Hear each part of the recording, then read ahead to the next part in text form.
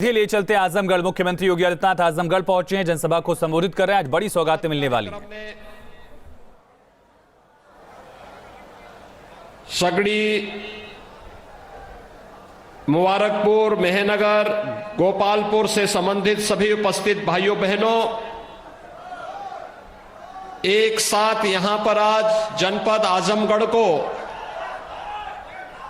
लगभग 200 करोड़ रुपए की परियोजनाओं का लोकार्पण और शिलान्यास हो रहा है। मैं इसके लिए पूरे आजमगढ़ जनपद के नागरिकों को हृदय से बधाई देता हूं, अपनी शुभकामनाएं देता हूं। भाइयों बहनों, आज भारत के संविधान के शिल्पी बाबा साहब डॉक्टर भीमराव अंबेडकर का 66वां महापरिनिर्वाण दिवस भी है। पूरा देश भारत माता के इस महान सपूत भारत रत्न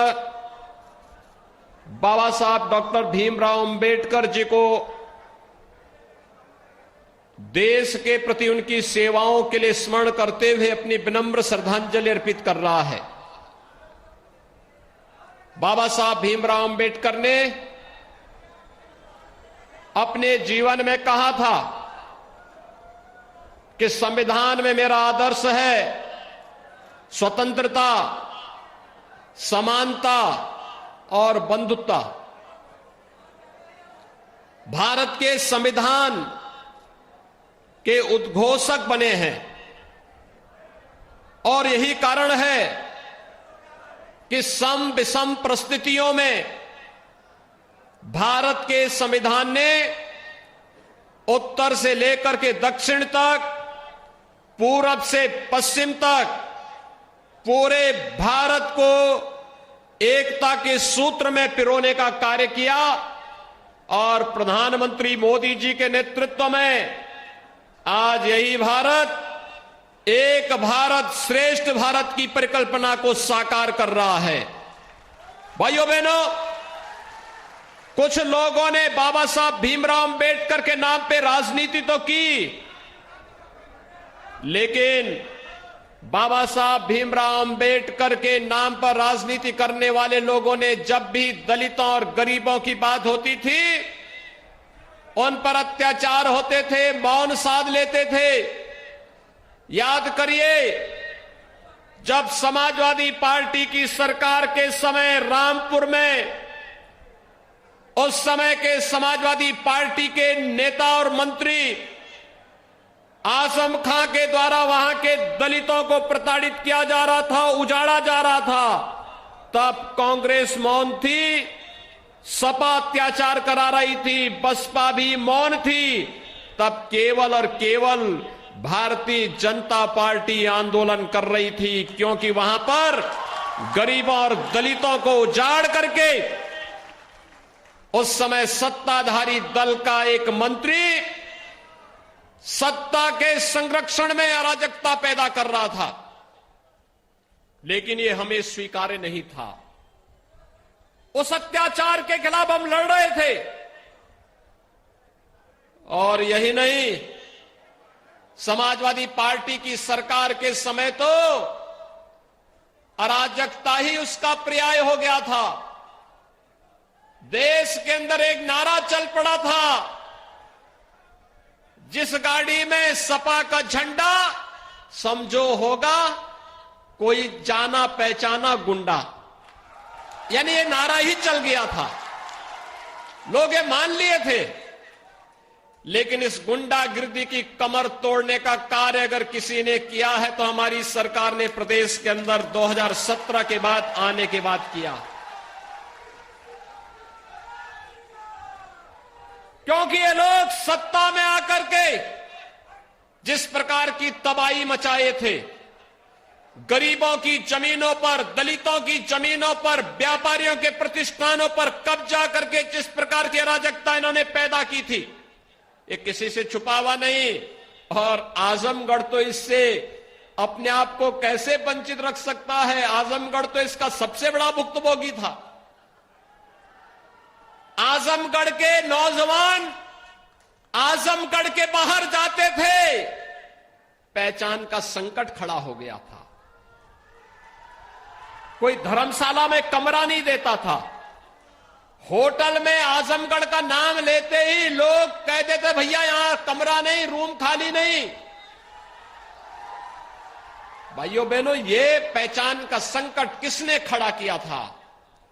ये पहचान का संकट उन्हीं लोगों ने किया था जिन लोगों ने कोरोना कालखंड में आजमगढ़ के लोगों को लावारिस छोड़ दिया।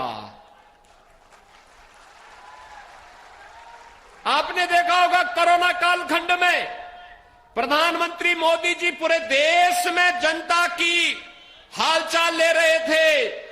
मैं उत्तर प्रदेश के प्रत्येक जनपद में जा रहा था। आजमगढ़ में भी 3 बार मैं कोरोना के दौरान आया था देखभाल करने के लिए कि यहां मेडिकल कॉलेज हॉस्पिटल में उपचार की व्यवस्था है या नहीं है। हमारे भारतीय जनता पार्टी के सांसद और विधायक हालचाल ले रहे थे, पदाधिकारी सेवा के कार्य से जुटे हुए थे।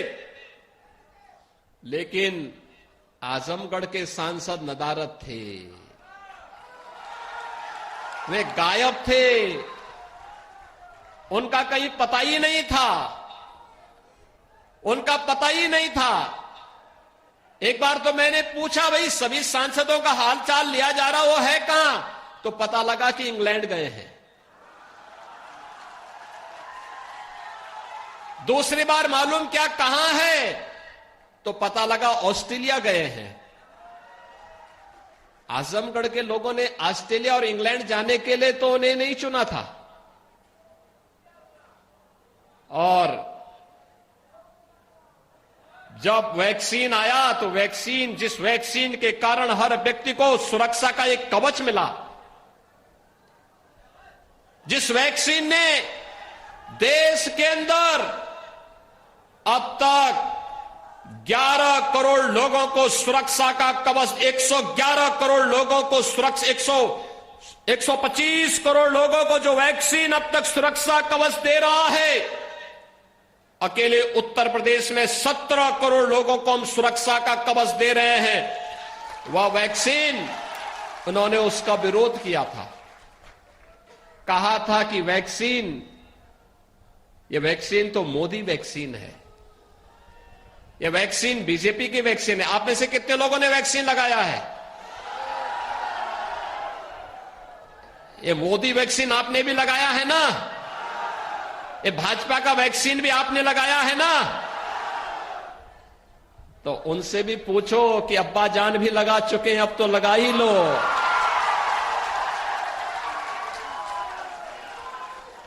अब ये वैक्सीन लगा ही लेना चाहिए, क्योंकि एक नया वेरिएंट आ गया है कोरोना का।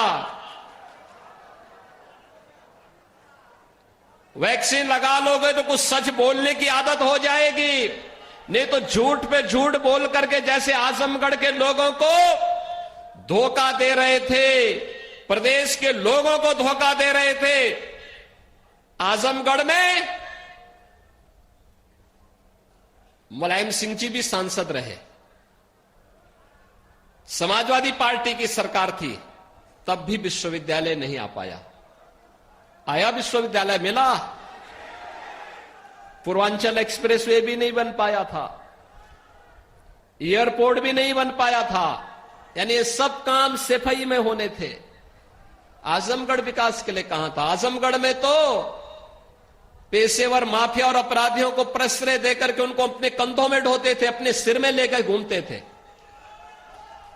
उस पाप के घड़े को लेकर घूमते थे। अपराधी, पेशेवर अपराधी और माफियाओं को अपने सिर में लेकर के ढूंढते थे, घूमते थे। और पहचान का संकट आजमगढ़ के नौजवानों के सामने, आजमगढ़ के सामान्य नागरिकों के सामने आता था। भाइयों बहनों, याद करिए, इसी आजमगढ़ को पूर्वांचल एक्सप्रेसवे भी हमने दी और गोरखपुर लिंक एक्सप्रेसवे भी आजमगढ़ होते हुए गोरखपुर की तरफ जा रहा है। ये 4 लेन की कनेक्टिविटी दोहरी घाट से होते हुए जौनपुर होते हुए प्रयागराज के लिए भी 4 लेन और वाराणसी के लिए भी 4 लेन की कनेक्टिविटी भारतीय जनता पार्टी की सरकार ने दिया है। आजमगढ़ में महान हिंदू सम्राट 11वीं सदी में जिन्होंने एक विदेशी आक्रांता को पूरी तरह रौंदने का कार्य किया था, सालार मसूद गाजी को महाराज सुहेल देव के नाम पर एक राज्य विश्वविद्यालय बनाने का कार्य भी हमारी सरकार कर रही है। इसी नए सत्र में वहां पर हम लोग क्लासेस प्रारंभ करेंगे और आजमगढ़ को देश के अंदर अलग अलग जगहों से वायु सेवा से जोड़ने के लिए भी एयरपोर्ट के निर्माण के कार्य को भी हमारी सरकार ने तैयार कर लिया है।